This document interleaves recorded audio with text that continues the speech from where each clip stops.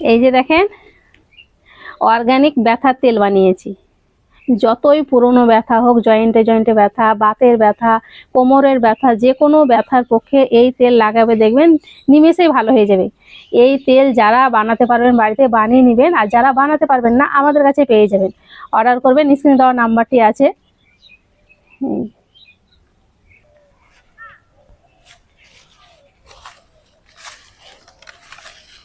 আসসালামু আলাইকুম, মেহেক কিচেনে আপনাদের সবাইকে স্বাগত। আজকে আমি 100% কার্যকারী ব্যথা তেল বানিয়ে দেখাবো। আর এই ব্যথার তেলটা একরকম না, অনেক রকম জড়িপড়ি দিয়ে আপনাদের বানিয়ে দেখাবো। আর মনে করেন যেখানেই ব্যথা থাকবে, যতই পুরনো ব্যথা হোক, সব কিন্তু নিমিষেই শেষ হবে। কিন্তু আপনাদেরকে ধরে তেলটা ব্যবহার করতে হবে। তো কি কি দিয়ে আমি তেলটা বানাচ্ছি, তাই সম্পূর্ণ ভিডিওটা দেখবেন, খুব ভালো লাগবে এবং খুব উপকারেও আসবে। তো এইখান থেকে কাঁচা হলুদ লাগবে, তার জন্য আমাদের জমিতে বাগানে অনেক হলুদ আছে, তো ওখান থেকে হলুদ উঠিয়ে নিই।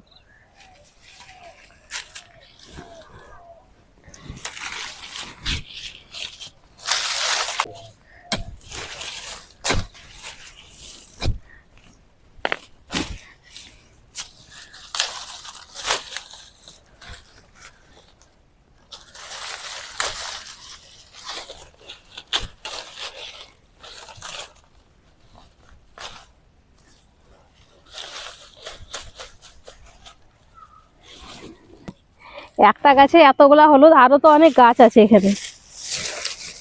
তো এখানে তো আমার কাঁচা হলুদ লাগে, যেহেতু আমি অর্গানিক সাবানটা বানাই। এই এখান থেকে হলুদটা উঠিয়ে নিয়েছি, আর ওই সাইডে আর একটা গাছ আছে, ওইটা উঠাবো।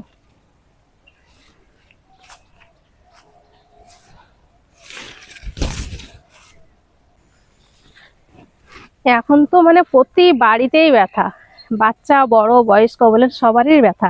আমাদের বাড়িতে যেমন আমার শাশুড়ি মা আছে, প্রচুর ব্যথা। তো আমি একবার তেল বানিয়েছিলাম, ওই তেলটা কিন্তু মেখে প্রচুর আরাম পেয়েছে। তো আবারও আমাকে বলেছে তেলটা বানিয়ে দাও, তার জন্য আরো বানাচ্ছি।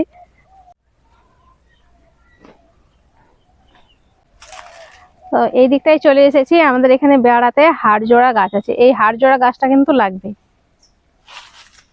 এই হাড়জোড়া গাছ ব্যথার পক্ষে খুবই ভালো।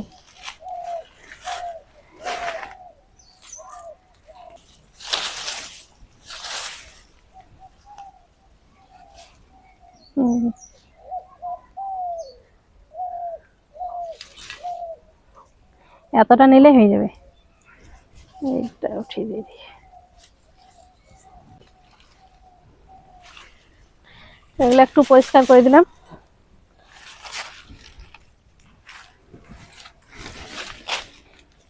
এই যে হাড়জোড়া গাছ, আরো অনেক কিছু লাগবে, সেগুলো আমি রেডি করে রেখেছি। এখন দেখবেন বাতের সমস্যাটা বেশি, কিন্তু শীত বাড়লে পরে বেশি হয়। সবারই তো বাত আছে, কাউরি বেশি কাউরি কম। তো এখানে আমি আরো কিছু নিয়ে নিয়েছি। আর এখানে দেখতে পাচ্ছেন এই লতাটা আসছে, এই যে এই এই যে দেখ, এটা আস্তে আস্তে সবুজ হয়ে যাবে। এখন এই যে ব্রাউন কালার হয়ে আছে, এটা হচ্ছে রিফিউজি লতা। এটারও কিন্তু প্রচুর গুণ আছে, অনেক কাজ এটারও। এই দিক দিয়ে এইভাবে উঠবে। আর সব থেকে প্রথমে এটা কি বলেন, কে কে দেখি এটা চিনতে পারছেন? তাড়াতাড়ি বলে আর কমেন্টে জানাবেন এটা কিসের পাতা। এটা দেখেন কি পাতা, এটা পেঁপে নাকি?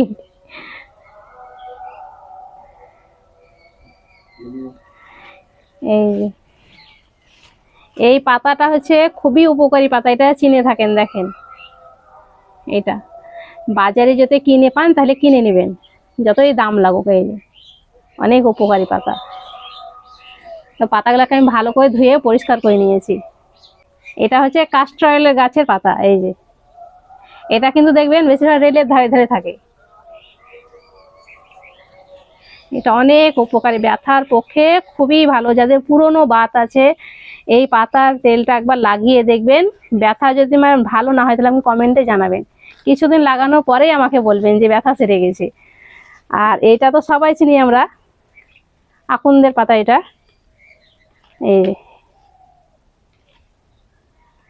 এই পাতাটাও কিন্তু ব্যথার পক্ষে খুবই ভালো। এই পাতাতে একটু সরষের তেল লাগিয়ে সেকে যদি ব্যথা জায়গায় লাগা হয়, নিমিষে তাড়াতাড়ি শেষ হয়ে যায়, আরাম পাবেন।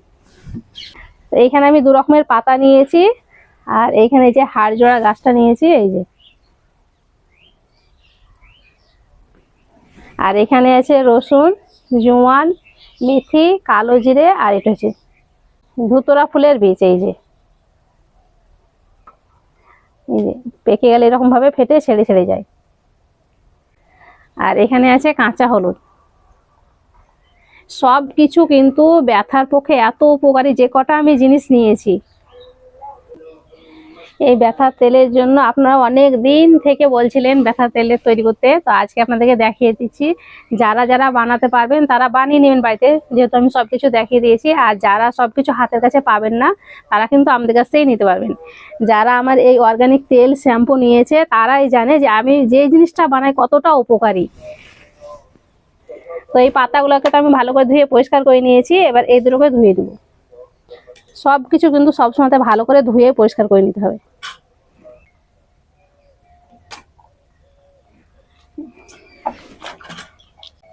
এই হাড়জোড়া গাছটা হচ্ছে এমন একটা গাছ, আগেকার দিনে দেখবেন মানে যখন গরু ছাগল, এখনো করে এটা, হাত গরু ছাগলের যদি পা ভেঙে যায় তাহলে এই হাড়জোড়াগুলো বেটে মানে ভালো করে লাগিয়ে তারপরে বেঁধে দেয়, তো ভালো হয়ে যায়।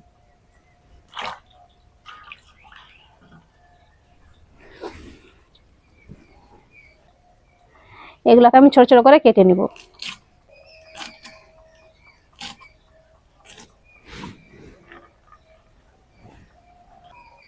হলুদের, কাঁচা হলুদের রংটা খুব সুন্দর লাগে।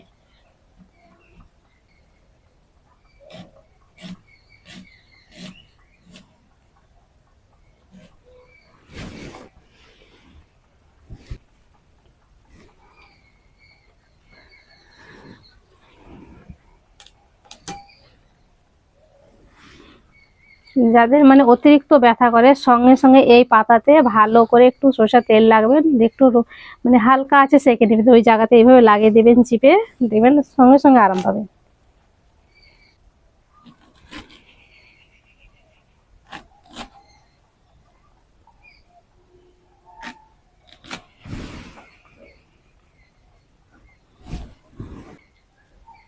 এই আকন্দের পাতাও কিন্তু আমি 3 পিস নিব।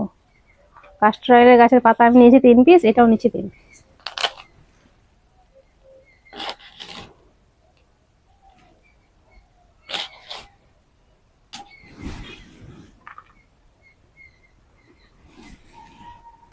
আর এই যে রসুন নিয়েছি। আগেকার দিনে দেখবেন বাচ্চাদের যখন প্রচুর ঠান্ডা লাগতো, কাশি হতো, তখন কি করে মানে এই রসুন ছাড়িয়ে সরিষার তেলে গরম করে বুকে যদি দেওয়া হয় তাহলে দেখবেন কাশিও ভালো হয়ে যায়, আবার যে কফ টপ থাকে সেগুলোও কিন্তু পায়খানাতে নেমে যায়। আমাদের বাড়িতে এখনো আব্বা মানে দেয়, যদি গায়ের পায়ে ব্যথা করে বা কাশি হয় তাহলে পরে ওই রসুনের তেল গরম করে ওটা মাখবে।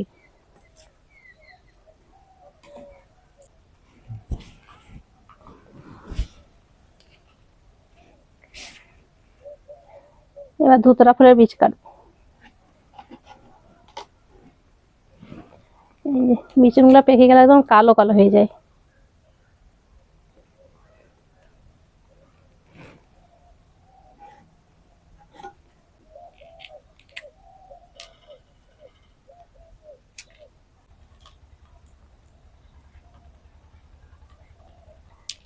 সবগুলো আমি ছাড়িয়ে রেডি করে নিয়েছি, এবার তেলটা বানাবো।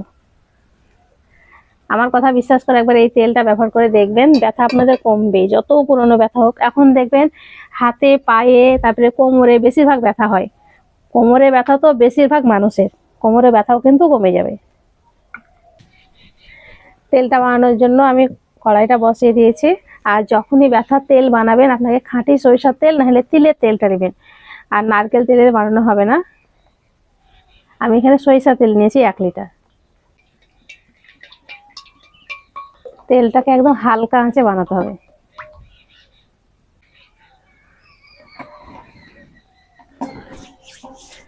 তেলটাকে প্রথমে একটু গরম করব। তেলটাকে আমি হালকা করে গরম করে নিয়েছি।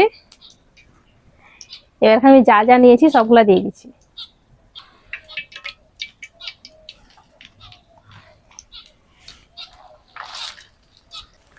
এবার চা চামচের 1 চামচ নিয়েছি জোয়ান, এটাও দিয়ে দিলাম। 1 লিটার তেলের জন্য আমি এখানে সবকিছু নিয়েছি। 1 চামচ মেথি, 1 চামচ কালো জিরে।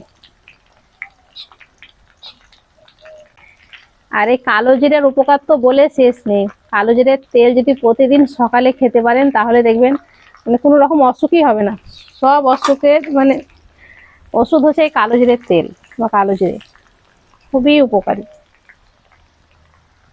এবার একদম হালকা আছে এগুলোকে ফুটাবো।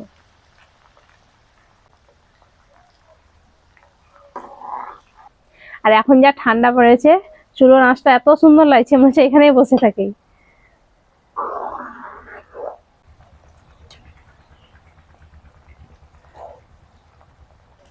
আর এই তেলটাকে হালকা আঁচে বানাতে হবে। আর খুব জোরে যদি জাল দেওয়া হয় তাহলে সবকিছু পুড়ে যাবে, তখন মানে যে গুণাগুণটা আছে সবগুলো নষ্ট হয়ে যাবে। হালকা আঁচে যখন ব্রাউন হয়ে যাবে তখন এটাকে নামিয়ে নিতে হবে।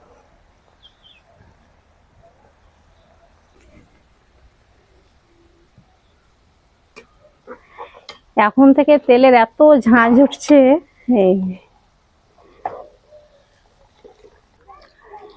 এই যে ব্রাউন হয়ে গেছে, আর একটুখানি হবে। একবারে হালকা আঁচে অনেকক্ষণ জাল করে নিয়েছি। আর এখন দেখেন এই যে পুড়েনি কিন্তু ব্রাউন হয়েছে, এইরকমই হবে। তেলটা হয়ে গেছে, এবার নামিয়ে নেব। আর এখন কিন্তু দেখেন আর ফেনাও নেই, ফুটেও না, এরকম যে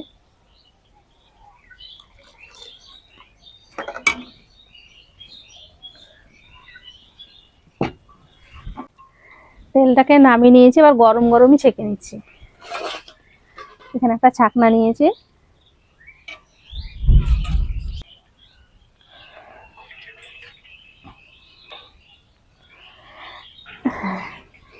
তেল থেকে এত ঝাঁঝ উঠছে, যত ছাঁকছি তত বেশি ঝাঁঝ উঠছে। আর এই তেলে যত ঝাঁঝ হবে তত উপকার হবে। যে রসুনের ঝাঁঝ, এদিকে এদিকে সরষের তেলের ঝাঁঝ,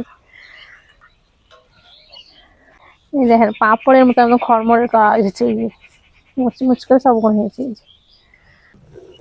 সব ছেঁকে নিয়েছি, এইভাবে রেখে দেবো, যে বাকিটুকুন আছে সব পড়ে যাবে। আপনারা চাইলে পাতলা সুতির কাপড়ে কিন্তু চিপে বের করে নিতে পারেন তেলটা। এই তেলটা এইভাবে বেশি করে বানিয়ে রেখে দিবেন, সহজে নষ্টও হবে না, ভালো থাকবে। আর এখন যা শীত পড়েছে, শীতে আপনার বেশি ব্যথাটা বেড়ে যায়, তাই দুবেলা করে মানে লাগাবেন ব্যথার জায়গাতে। আর একটু হালকা গরম যদি লাগানো হয় তাহলে বেশি ভালো। এই যে অনেকের এই জয়েন্টগুলো ব্যথা করে বাতের, এই যে এইভাবে লাগিয়ে ভালো করে একটু মালিশ করবেন। দুবেলা করে লাগাবেন, একবার সকালবেলার দিকে লাগাবেন আর একবার লাগবেন রাত্রেবেলায়। দিয়ে একটু মানে কাপড় দিয়ে ঢেকে রেখে দিবেন, গরম ধরিয়ে একটা কাপড় জড়িয়ে দিবেন, দেখবেন বেশি ভালো কাজ করবে।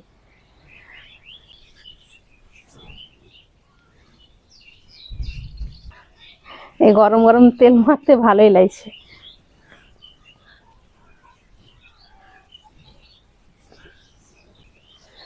তাহলে দেখলেন তো বাড়িতে ব্যথার তেল বানানো কত সহজ। যারা বানাতে পারবেন বাড়িতে বানিয়ে নেবেন, আর যারা বানাতে পারবেন না আমাদের কাছে পেয়ে যাবেন। স্ক্রিনে দেওয়া নাম্বার আছে, ওই নাম্বারে কল করবেন, আপনারা কিভাবে নেবেন সব কিছু বলে দেওয়া হবে।